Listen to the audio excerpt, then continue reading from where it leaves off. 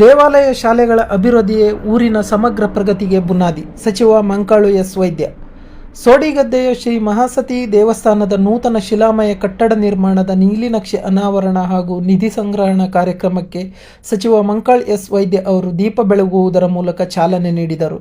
ಈ ಸಂದರ್ಭದಲ್ಲಿ ಮಾತನಾಡಿದ ಸಚಿವ ಮಂಕಾಳು ಎಸ್. ವೈದ್ಯ ಅವರು, ಊರಿನ ದೇವಸ್ಥಾನಗಳು ಮತ್ತು ಶಾಲೆಗಳು ಅಭಿವೃದ್ಧಿಯಾದಾಗ ಮಾತ್ರ ಆ ಊರು ಅಭಿವೃದ್ಧಿ ಪಥದತ್ತ ಸಾಗುತ್ತದೆ. ಶಾಲೆಗಳು, ಮಠ ಮಂದಿರಗಳನ್ನು ಕಟ್ಟುವುದು ಹಾಗೂ ಅವುಗಳನ್ನು ಸಂರಕ್ಷಿಸಿ ಅಭಿವೃದ್ಧಿಪಡಿಸುವುದು ನಮ್ಮೆಲ್ಲರ ಕರ್ತವ್ಯ ಎಂದು ಹೇಳಿದರು. ಕ್ಷೇತ್ರದ ಜನತೆ ತಮಗೆ ನೀಡಿದ ಪ್ರೀತಿ, ವಿಶ್ವಾಸ ಮತ್ತು ಆಶೀರ್ವಾದವೇ ಈ ದೇವಾಲಯದ ಜೀರ್ಣೋದ್ಧಾರದ ಭಾಗ್ಯವನ್ನು ತಂದಿದೆ ಎಂದು ಅವರು ಭಾವಪೂರ್ಣವಾಗಿ ಹೇಳಿದರು. ಇದು ತಲೆಮಾರುಗಳಿಂದ ಹಿರಿಯರು ಬಿಟ್ಟು ಹೋದ ಅಮೂಲ್ಯ ಆಸ್ತಿ. ಇದನ್ನು ಮುಂದಿನ ಪೀಳಿಗೆಗೆ ಉಳಿಸಿಕೊಡುವ ಜವಾಬ್ದಾರಿ ನಮ್ಮದು ಎಂದು ಸಚಿವರು ಕರೆ ನೀಡಿದರು. ದೇವಾಲಯದ ನೂತನ ಶಿಲಾಮಯ ಕಟ್ಟಡ ನಿರ್ಮಾಣಕ್ಕೆ ಸುಮಾರು 9.95 ಕೋಟಿ ವೆಚ್ಚ ಅಂದಾಜಿಸಲಾಗಿದ್ದು, ಅಗತ್ಯವಿದ್ದಲ್ಲಿ ವೆಚ್ಚ ಹೆಚ್ಚಾಗುವ ಸಾಧ್ಯತೆಯೂ ಕೂಡ ಇದೆ. ಆದ್ದರಿಂದ ಸಮಸ್ತ ಗ್ರಾಮಸ್ಥರು ಹಾಗೂ ದಾನಿಗಳ ಸಹಕಾರ ಅಗತ್ಯವಿದೆ. ಈ ಕಾರ್ಯಕ್ಕೆ ತಾವು ವೈಯಕ್ತಿಕವಾಗಿ ಹಾಗೂ ಸರ್ಕಾರದ ಮಟ್ಟದಲ್ಲಿಯೂ ಎಲ್ಲ ರೀತಿಯ ನೆರವನ್ನು ನೀಡುವುದಾಗಿ ಸಚಿವ ಮಂಕಾಳು ಎಸ್. ವೈದ್ಯ ಭರವಸೆ ನೀಡಿದರು. 9,95 ಲಕ್ಷ ರೂಪಾಯಿ ದೇವಸ್ಥಾನ ಕಟ್ಟೋದು ಅಂತೇಳಿ ತೀರ್ಮಾನ ಮಾಡಿದ್ದಾರೆ. ದೇವಸ್ಥಾನ ಕಟ್ಟುವಾಗ, ಮನೆ ಕಟ್ಟುವಾಗ ಅಥವಾ ಬೇರೆ ಏನು ಶಾಲೆ ಇರ್ಬೋದು, ಮಠ ಇರ್ಬೋದು, ಕಟ್ಟುವಾಗ ಏನೋ ಒಂದು ನಾವು ಎಸ್ಟಿಮೇಟ್ ಮಾಡ್ತೇವೆ, ಅಲ್ಲಿಗೆ ನಿಲ್ಲೋದಿಲ್ಲ. ನನ್ನ ಲೆಕ್ಕದಲ್ಲಿ ಒಂದು 15 ಕೋಟಿಗೆ ಹೋಗ್ಬಹುದು.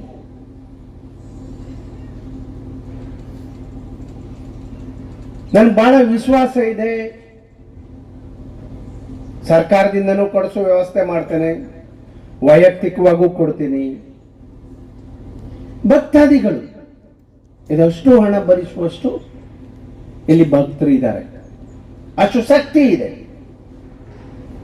ನಾನು ಯಾಕೆ ಇಷ್ಟು ಲೇಟ್ ಆಯ್ತು ಅಥವಾ ಅದಕ್ಕೆ ದೊಡ್ಡವರು ಹೇಳ್ತಾರೆ ಕಾಲ ಬರಬೇಕು ಅಂದ್ರೆ ಆ ಸಮಯ ಬರಬೇಕು.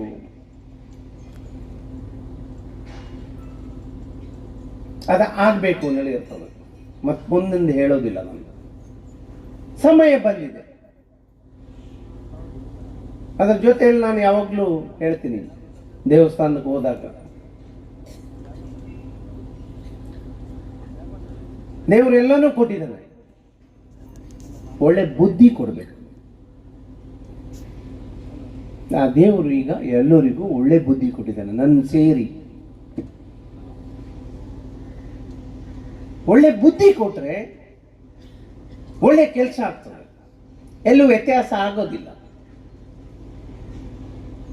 ಯಾರ್ದು ಇಲ್ಲಿ ಸ್ವಾರ್ಥ ಇಲ್ಲ.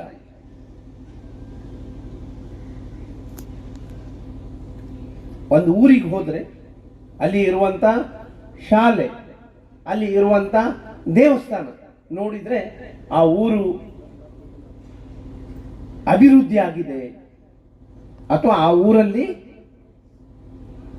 ಶಿಕ್ಷಣವಂತರಿದ್ದಾರೆ,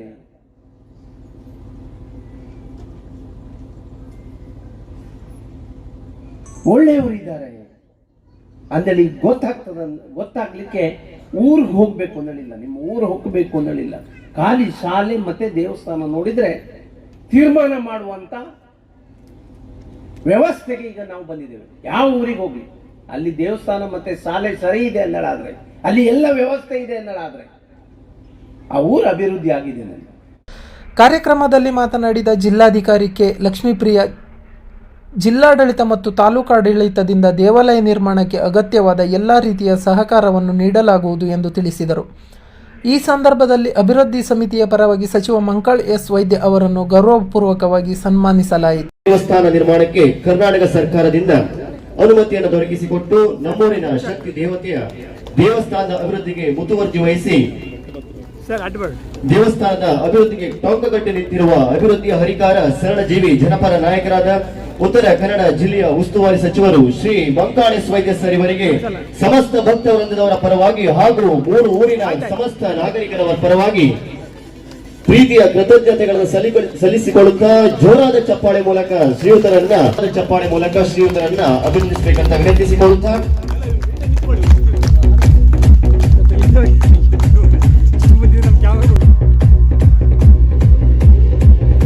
ಕಾರ್ಯಕ್ರಮದ ವೇದಿಕೆಯಲ್ಲಿ ಅಭಿವೃದ್ಧಿ ಟ್ರಸ್ಟ್ ಅಧ್ಯಕ್ಷ ದೇವಿದಾಸ್ ಮೊಗೇರ್, ಉಪಾಧ್ಯಕ್ಷ ನಾಗರಾಜ್ ಮೊಗೇರ್, ಮಾಸ್ತಿ ನಾಯ್ಕ್, ಧಾರ್ಮಿಕ ದತ್ತಿ ಇಲಾಖೆಯ ಸಹಾಯಕ ಆಯುಕ್ತೆ ಸುಧಾ ಎಸ್ ತಲ್ವಾರ್, ತಹಶೀಲ್ದಾರ ನಾಗೇಂದ್ರ ಕೋಳಶೆಟ್ಟಿ, ಅಚ್ಯುತ್ ಎನ್ ನಾಯ್ಕ್ ಸೇರಿದಂತೆ ಹಲವಾರು ಗಣ್ಯರು ಹಾಗೂ ಭಕ್ತರು ಉಪಸ್ಥಿತರಿದ್ದರು. ಇಲ್ಲ, ಇಷ್ಟು ಸಿಕ್ಕರೆ ಇನ್ನಷ್ಟು ಬೇಕೆನ್ನುವ ಆಸೆ, ಇನ್ನಷ್ಟು ಸಿಕ್ಕರೆ ಮಗದಷ್ಟು ಬೇಕೆನ್ನುವ ಆಸೆ. ಹಾಗೆ ನಮ್ಮ ಮನದಲ್ಲಿ ಇನ್ನೊಂದು ಆಸೆ ಕೂಡ ಇದೆ ಸರ್. ಈ ವೇದಿಕೆಯನ್ನ ಬಳಸಿಕೊಂಡು ತಮ್ಮಲ್ಲಿ ಒಂದು ವಿನಂತಿಯನ್ನ ಮಾಡ್ತಾ ಇದ್ದೇವೆ. ನಮ್ಮ ದೇವಸ್ಥಾನಕ್ಕೆ ಸಂಬಂಧಪಟ್ಟಂತ ಅಧಿಕಾರ ಹಸ್ತಾಂತರದ ಪ್ರಕರಣ ಧಾರ್ಮಿಕ ದತ್ತಿ ಇಲಾಖೆಯಲ್ಲಿದೆ. ಅದಿನ್ನು ವಿಚಾರಣೆಗೆ ಬಾಕಿ ಇದೆ. ಆ ದಿಶೆಯಲ್ಲಿ ಕೂಡ ನಿಮ್ಮ ಸಹಾಯವನ್ನ ಯಾಚಿಸ್ತಾ ಈ ಘನ ಕಾರ್ಯಕ್ರಮದಲ್ಲಿ ಆಗಮಿಸಿರುವಂತ ಎಲ್ಲರಿಗೂ ಕೂಡ ಈ ಒಂದು ಪುಣ್ಯ ಕಾರ್ಯದಲ್ಲಿ ಭಾಗಿಯಾಗುವಂತ ಶಕ್ತಿಯನ್ನ, ಯುಕ್ತಿಯನ್ನ ಆ ಜಗನ್ಮಾತೆ ಮಹಾಮಾಯಿ ನಮ್ಗೆಲ್ಲರಿಗೂ ನೀಡಲಿ ಅಂತ ಮತ್ತೊಮ್ಮೆ ಪ್ರಾರ್ಥನೆ ಮಾಡ್ತಾ ನನ್ನ ಮಾತನ್ನ ಮುಗಿಸ್ತಾ ಇದ್ದೇನೆ. ಶ್ರೀ ಮಹಾಶಕ್ತಿ ದೇವಸ್ಥಾನದ ಕಟ್ಟಡದ ಒಳಾಂಗಣದ ಚಿತ್ರಣದ ವಿಡಿಯೋವನ್ನ ವಿದ್ಯುನ್ಮಾನದ ಮೂಲಕ ಅನಾವರಣಗೊಳಿಸಿರುವಂತಹ ಕೆ ಲಕ್ಷ್ಮೀಪ್ರಿಯ ಮಾನ್ಯ ಜಿಲ್ಲಾಧಿಕಾರಿಗಳು ಉತ್ತರ ಕನ್ನಡ ಜಿಲ್ಲೆ, ಇವರಿಗೂ ಕೂಡ ನಿಮ್ಮೆಲ್ಲರ ಪರವಾಗಿ ಅಭಿನಂದನೆ ಸಲ್ಲಿಸ್ತಾ ಇದ್ದೇನೆ. ಹಾಗೆ ಈ ಒಂದು ಕಾರ್ಯಕ್ರಮದಲ್ಲಿ ವೇದಿಕೆಯಲ್ಲಿ ಉಪಸ್ಥಿತರಿರುವಂತಹ ಸುಧಾ ಎಸ್ ತಳವಾರ್, ಸಹಾಯಕ ಆಯುಕ್ತರು, ಧಾರ್ಮಿಕ ದತ್ತಿ ಇಲಾಖೆ, ಇವರಿಗೂ ಕೂಡ ನಿಮ್ಮೆಲ್ಲರ ಪರವಾಗಿ ಅಭಿನಂದನೆ ಸಲ್ಲಿಸ್ತಾ ಇದ್ದೇನೆ. ಹಾಗೆ ಈ ಒಂದು ಅವಿಸ್ಮರಣೀಯ ಕಾರ್ಯಕ್ರಮದಲ್ಲಿ ಮುಖ್ಯ ಅತಿಥಿಯಾಗಿರುವಂತಹ ಆಡಳಿತಾಧಿಕಾರಿಗಳು ಹಾಗೂ ತಹಶೀಲ್ದಾರ್ ಅಭಿನಂದನೆ ಸಲ್ಲಿಸ್ತಾ ಇದ್ದೇನೆ. ಹಾಗೆ ಈ ಕಾರ್ಯಕ್ರಮದ ಅಧ್ಯಕ್ಷತೆ ಸಮಿತಿಯ ಅಧ್ಯಕ್ಷರು, ಇವರಿಗೂ ಕೂಡ ನಿಮ್ಮೆಲ್ಲರ ಪರವಾಗಿ ಅಭಿನಂದನೆ ಸಲ್ಲಿಸ್ತಾ ಇದ್ದೇನೆ. ಕರಾವಳಿ ಸಮಾಚಾರ ನ್ಯೂಸ್ ಬ್ಯೂರೋ.